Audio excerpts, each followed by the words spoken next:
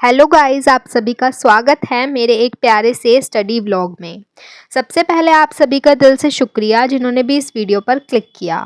मैं एक हिंदी मीडियम की स्टूडेंट हूँ और मेरा ये आपसे वादा है कि आप इस वीडियो को पूरा देख लेंगे तो थोड़ा सा मोटिवेशन मुझसे लेकर ही जाएंगे। दोस्तों, मुझे ऐसा लगता है कि जितने भी हिंदी मीडियम के स्टूडेंट्स हैं वो मेरी कंडीशंस और स्ट्रगल से रिलेट करेंगे, क्योंकि यूट्यूब पर जितने भी क्रिएटर्स हैं वो लगभग सभी इंग्लिश मीडियम से हैं। तो हिंदी मीडियम के बच्चों को वो कनेक्ट नहीं मिल पाता, ना ही वो उतना रिलेट कर पाते, क्योंकि स्थितियाँ दोनों के लिए अलग अलग हैं। तो गाइस, इन दिनों मैंने इकोनॉमिक्स अर्थात अर्थशास्त्र शुरू किया है, जिसके लेक्चर्स मैं संस्कृति आईएएस से देख रही हूँ। हालांकि मेरे पास उसका कोई कोर्स नहीं है, लेकिन मैंने किसी बच्चे से ले लिया था लाइब्रेरी में। क्लासेस आपको भी चाहिए तो आप मेरे इंस्टा पर मैसेज कर सकते हैं, मैंने अपनी आईडी शुरू में ही मेंशन कर दी थी। वहाँ AK अरुण सर पढ़ाते हैं और वो हिंदी मीडियम के जाने माने टीचर हैं और बहुत अच्छा पढ़ाते हैं। प्रमोशन की बात तो देखो ऐसी है कि मेरा चैनल इतना ग्रो नहीं कर रहा कि मुझे प्रमोशन मिलेगा, ये मैंने आपको बताया है, क्योंकि हिंदी मीडियम के लिए बहुत कम टीचर्स अवेलेबल हैं और काफ़ी सारी चीज़ें हैं जो इकोनॉमिक्स में इंग्लिश में ही अवेलेबल हैं। दोस्तों, यूपीएससी की तैयारी इतनी आसान नहीं है, खासकर जब आपका हिंदी मीडियम हो, क्योंकि हिंदी मीडियम के लिए चुनौतियां ज़्यादा हैं। लेकिन मैं मानती हूँ कि भाषा कभी भी रुकावट नहीं बन सकती। और दोस्तों, मैं ये भी मानती हूँ कि इंग्लिश मीडियम से तैयारी करने और हिंदी मीडियम से तैयारी करने में काफ़ी अंतर है। शायद इसलिए आप लोग इस वीडियो में यहाँ तक पहुँचे, क्योंकि मैं भी आप में से एक हूँ जो हिंदी मीडियम में स्ट्रगल कर रही हूँ। गाइस, हिंदी मीडियम में और इंग्लिश मीडियम में मुझे लगता है कि ज़मीन आसमान का फ़र्क है। आपको ऑप्शनल चूज़ करने के लिए भी इंग्लिश मीडियम में आप कोई भी ऑप्शन ले सकते हो, आपके पास बहुत सारे ऑप्शंस होते हैं। लेकिन हिंदी मीडियम में बहुत सोच समझ के लेना पड़ता है जो ऑप्शनल है हमारा पेपर। और उसके बाद हम पहुँचे लाइब्रेरी में पढ़ाई करने के बाद, क्योंकि मेरी चेयर आज किसी ने चेंज कर ली थी, तो मैंने अपनी पहले चेयर ली और उसके बाद हम पढ़ने बैठे बस। और दोस्तों, आपका जो भी मीडियम है, हिंदी हो या इंग्लिश, आप कमेंट में लिख कर जाना और उस मीडियम में आने वाली चुनौतियाँ भी लिखना कि आपको क्या क्या कठिनाइयाँ देखने को मिल रही हैं। शायद मैं अगली वीडियो में उनको सोल्व कर पाऊँ, उनका समाधान कर पाऊँ। और मैं हिंदी मीडियम की स्टूडेंट हूँ, तो शायद हिंदी मीडियम वाले बच्चे मुझसे रिलेट कर पाएंगे, क्योंकि हिंदी मीडियम का शायद कोई यूट्यूब पर एज सच क्रिएटर नहीं है कि जो हिंदी मीडियम के बारे में बता सके, क्योंकि इंग्लिश मीडियम की चुनौतियाँ अलग हैं और हिंदी मीडियम की चुनौतियाँ अलग हैं। तो मैं आपको हिंदी मीडियम से रिलेटेड जो भी आपकी क्वेरी होगी, मैं शायद अगली वीडियो में आपको बता सकूं, आपकी प्रॉब्लम्स को सॉल्व कर सकूं। तो आप मुझे कमेंट में लिख कर जाना कि अगर आपने हिंदी मीडियम लिया है तो आपको किन किन चुनौतियों का सामना करना पड़ रहा है।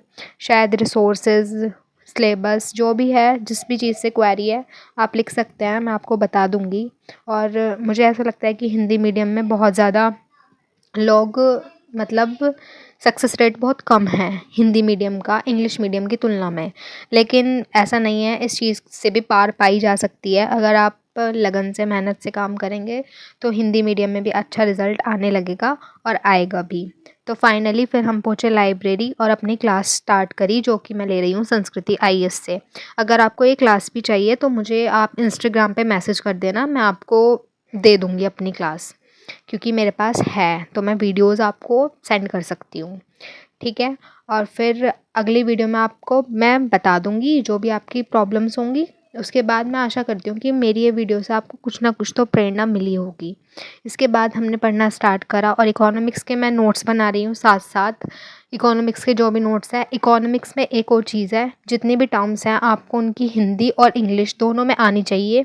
मतलब समझ आप हिंदी में लो, लेकिन उसकी टर्म की इंग्लिश पता होनी चाहिए, क्योंकि यूपीएससी के एग्ज़ाम में जो भी पेपर आता है उसमें हिंदी में जो ट्रांसलेट करके आती है वो टर्म बहुत हार्ड आ जाती है कभी कभी।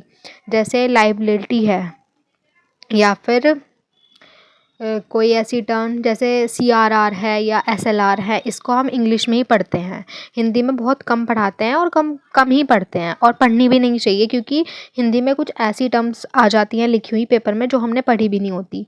तो इसलिए इन टर्म्स को इंग्लिश में ही पढ़ लो तो बेटर रहेगा, मुझे ऐसा लगता है।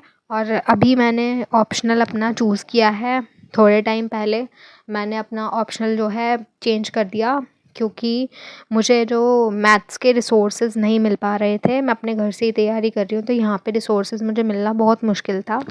और मैथ्स में जितना जितना भी सिलेबस है वो सारा किसी से डिस्कस करके तभी सॉल्व हो सकता है, ऑफ़लाइन कोचिंग में ही सॉल्व हो सकता है।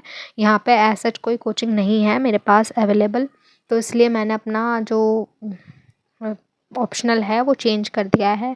अब मैं हिंदी साहित्य से तैयारी कर रही हूँ और हिंदी साहित्य मैंने स्टार्ट किया है कल से ही। अगर आपको हिंदी साहित्य से रिलेटेड कुछ भी क्वेरी है, आप मुझसे पूछ सकते हैं, क्योंकि मैंने अभी स्टार्ट किया है, तो मैं आपको बता पाऊँगी कि क्या-क्या मेरे सामने दिक्कतें आ रही हैं या क्या नहीं। मैं आपको सब कुछ बता पाऊँगी। और इकोनॉमिक्स के बारे में भी आपको कुछ चाहिए रिसोर्सेज़, तो मेरे से ले सकते हैं आप। मैं ऑनलाइन आपको शेयर कर दूँगी वो चीज़ें। और दोस्तों, कभी भी हिंदी मीडियम को आप कम मत समझें, हिंदी को कोई भी कमज़ोरी मत समझें अपनी, क्योंकि याद रखिए जो हमारे ग्रंथ हैं इसी भाषा में लिखे गए हैं, महाभारत है, रामायण है। इसको बिल्कुल भी अपनी कमज़ोरी ना समझें, इसको समझें कि आप भी कर सकते हैं। काफ़ी लोगों ने किया है हिंदी मीडियम से, ऐसा नहीं है रिज़ल्ट नहीं आते, रिज़ल्ट अच्छे आते हैं, बहुत अच्छे आते हैं हिंदी मीडियम से भी। आपने रवि कुमार सिहाग सर का नाम सुना हो तो शायद आप रिलेट कर पाएंगे कि उन्होंने 18 रैंक प्राप्त की, वो भी हिंदी मीडियम से। तो यार ऐसा नहीं है कि इससे इम्पॉसिबल है, कोई भी चीज़ इम्पॉसिबल नहीं होती। अगर आप सच्चे मन से तैयारी कर रहे हैं, आप पूरा टाइम डेडिकेट कर रहे हैं इसको, तो आपका सिलेक्शन पक्का है बिल्कुल। और मैं ये प्रे करूँगी कि जो भी मेरी वीडियो को देख रहे हैं उनका सबका सिलेक्शन हो, जो भी बच्चा सच्चे मन से तैयारी कर रहा है सबका सिलेक्शन हो। और आप मेरे लिए कर लेना, मेरा भी हो। और गाइज़ उसके बाद मेरा सारा काम हुआ, बैग अनपैक किया, और यहाँ पे मैं गिरने वाली थी लाइब्रेरी में चेयर से। उसके बाद बैठे और अपना बैग वगैरह पैक करके हम चल दिए घर की तरफ।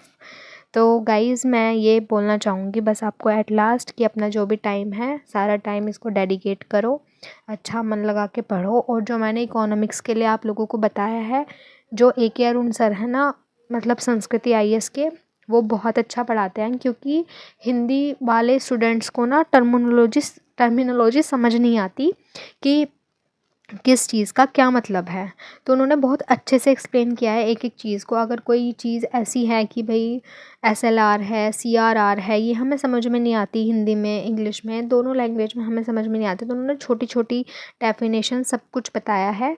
और मेरी इस वीडियो से अगर आपको कुछ भी अच्छा लगा हो तो इसको आगे शेयर करें और अपना मीडियम कमेंट करें। बाय।